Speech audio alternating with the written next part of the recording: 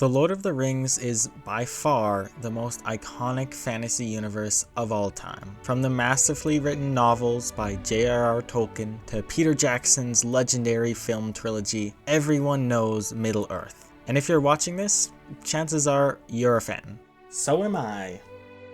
I'm also a huge fan of video games, and naturally, when a series is this massive, the gaming industry wants a piece of the pie. Look at Star Wars. It's been in the gaming space for decades, and how recently games like Jedi Fallen Order and Survivor have proven how powerful a good adaptation can be. Or take Indiana Jones and the Great Circle, a franchise that hadn't seen much action in years, now making a triumphant return. The Lord of the Rings was right there too. Masterpieces like Lego Lord of the Rings. Kidding? But not entirely kidding, the game had its charm. However, it was with games like Shadow of Mordor that made it look like Middle-earth was on track to dominate the gaming world. And then, things changed in the past few years.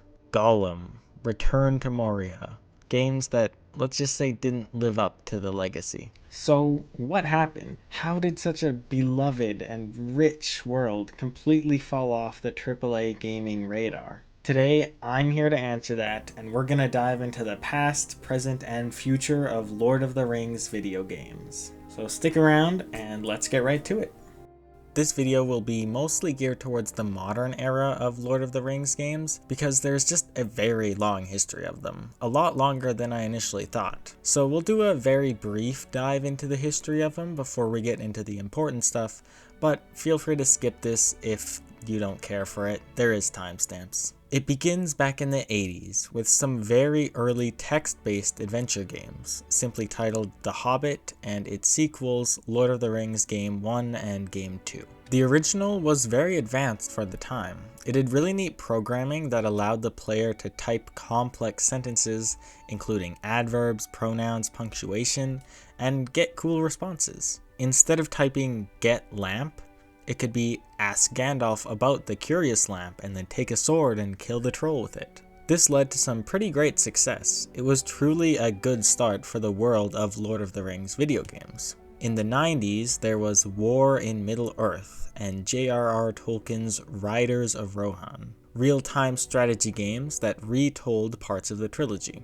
These ones got mostly positive reviews with good graphics and interesting gameplay, but were noted as being a little limited by hardware capabilities. The 2000s obviously saw the release of Peter Jackson's films, and with that came plenty of movie tie-in games. EA was the company with the rights to make these games, and they had these rights until 2010. They first released multiple hack and slash games, very popular on the PS2 and Xbox. Then they released The Third Age, this one being a turn-based RPG. Multiple of these games got sequels, so clearly, if there was anything, it was an excess of Lord of the Rings video games. Not all were great, but many of them performed well and got great reviews. No matter what you think of them now, EA did know what they were doing. However, nowadays, a lot of these games are outdated and forgotten, but one release from this time is still going strong. The Lord of the Rings Online, released in 2007 and is still chugging along today. It is an MMORPG that started off small but got continuous updates throughout the years, the last one being in 2021 as of now. Looking right now as I make this video, there are still over 1,000 people playing.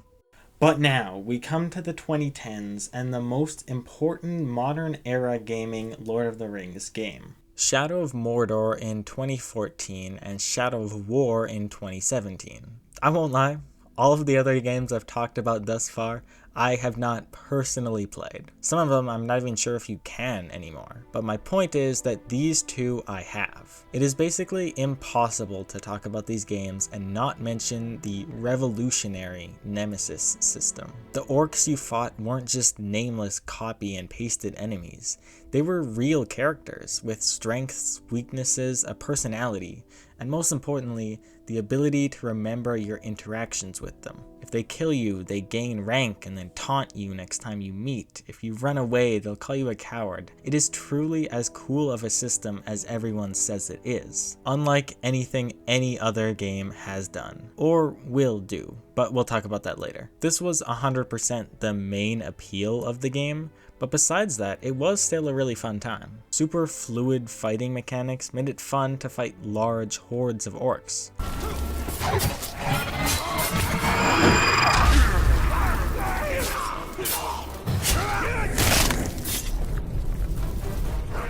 What I thought was the most cool is how the game was almost completely separate from The Hobbit and The Lord of the Rings. It's a story set between the two actually, and even though it's not canon supposedly, it was still really neat to learn more about the forging of the Rings of Power and Sauron's rise. And all of these compliments were the consensus. The game performed well and got great reviews, including multiple Game of the Year awards.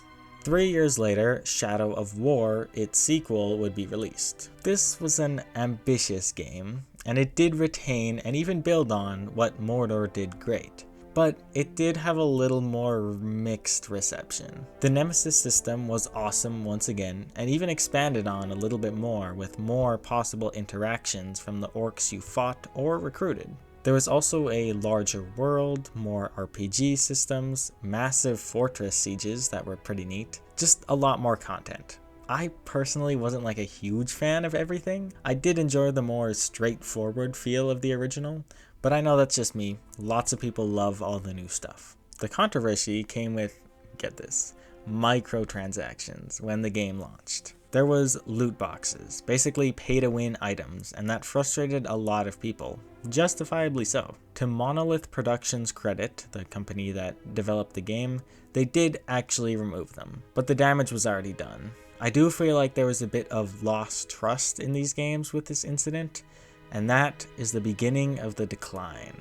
Because of this controversy, sales were not as great for Shadow of War, and Warner Bros. Interactive had a pretty large shift in strategy. They moved away from Lord of the Rings and into what was getting big at the time, superheroes, eventually leading to Gotham Knights, Suicide Squad, and the Wonder Woman game, which Monolith Productions was put on, until earlier this year, when Monolith Productions was shut down. A very sad end to the company that did make 2 fantastic Lord of the Rings games. Anyways, while Warner Bros. Was busy with their heroes, the Tolkien Estate and Middle-earth Enterprises relicensed the IP, and Warner Bros. Was essentially removed from any future Lord of the Rings games. Embracer Group acquired the rights in 2022. Basically, after their failure of trying to add microtransactions to a game that didn't need them, Warner Bros. Pivoted completely to DC, where they knew they could make more money instead of trying to build on the more creative Nemesis system.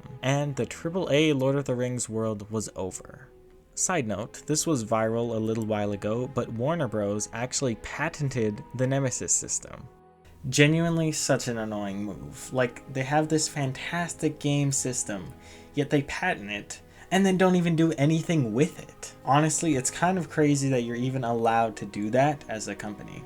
But nothing I can do about it, so on to the next game in this saga. Embracer Group lent rights to Daedalic Entertainment to make their Lord of the Rings game, a company known for their point-and-click adventure games. And they released Gollum, maybe the most notoriously terrible game of 2023.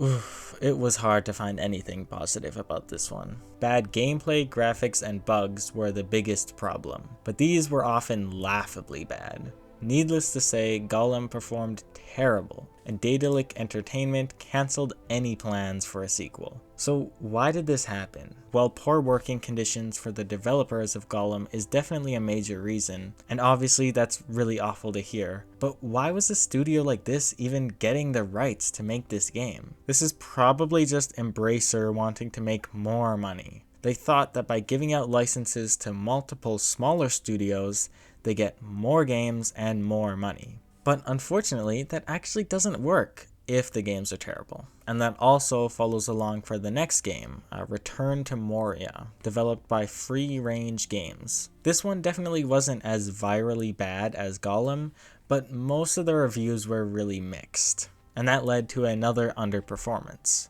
There were a lot of technical problems, and once again, just a lack of polish that you'd expect for a game from the biggest fantasy series of all time. And that's where we are now.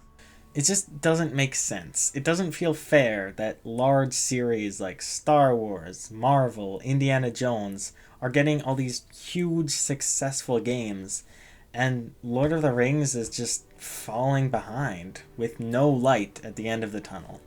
As of now, the only upcoming Lord of the Rings game is Tales of the Shire, a cozy life sim set in the Shire where you just chill as a hobbit. Now, it hasn't been released, so I do want to say I'm cautiously optimistic. It could be a great time for someone like me who is a big fan of a game like Stardew Valley. But in truth, it already looks like a similar case to the last two games. A lack of polish, and just an odd choice of genre for a Lord of the Rings game. Like, it could be done well, but who wants to play as Gollum or a random hobbit in the Shire? Some people, sure, but the vast majority would love a more grand fantasy adventure, because that's what the Lord of the Rings is about. I get that it can be hard to adapt. The books are in a league of their own, and the movies only stand on par with them because of how much passion and effort was put into making them. It's difficult to make a game that good, but if you look at a series like The Witcher, it's possible. It also started as critically acclaimed books that turned to video games,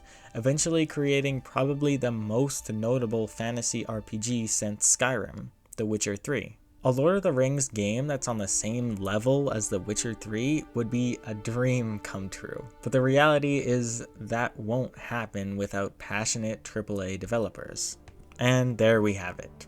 That's about the entire history of Lord of the Rings video games. From the strong start to the wildly popular Shadow of Mordor to Gollum, and the decline to the current state, that is what happened to good Lord of the Rings games. I really want to believe that the best Lord of the Rings game has not been released yet. There's still so much potential with this series, and we all know its popularity isn't going anywhere. So, I haven't lost hope. But something's gotta change, and it's gotta change soon. Middle-earth deserves better, and the fans are here waiting for it. I just hope that the developers care as much as we do. But thank you all for watching today. I hope you enjoyed this video. If you did, please give it a like and subscribe. It really helps me out. My name is Adam, and once again, thanks for watching. I hope you have a great day. Bye.